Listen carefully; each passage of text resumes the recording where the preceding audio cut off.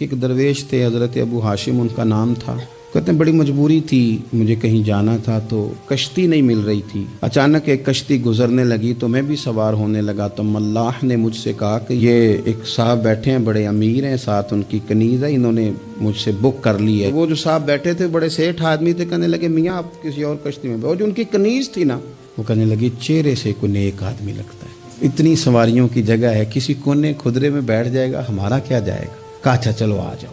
کہتے میں کونے میں بیٹھ گیا، تھوڑا رستہ آگے گیا، انہوں نے کھانے کا سامان نکالا، مجھے بھی کھلایا، لیکن کھاتے کھاتے میری نظر پڑی تو اس میں تو شراب کے برتن بھی تھے معاذ اللہ۔ پھر اس شخص نے کھانا کھانے کے بعد اس کنیز سے کہا کہ مجھے معاذ اللہ گانا سناؤ، وہ گانے گانے لگی، یہ میری طرف متوجہ ہونے لگا، مجھے کہنے لگا سنو، میں نے کہا میں یہ نہیں سنتا، تو کہنے لگا تو کیا سنتا ہے؟ کہنے لگے میں سناؤں کیا سنتا ہوں؟ کہا سنائیے، فرماتے میں نے قرآن پاک پڑھنا شروع کر دیا۔ تو کہتے ہیں میں نے اسے چند آیتیں سنائیں، اس کی تو کیفیت ہی بدل گئی۔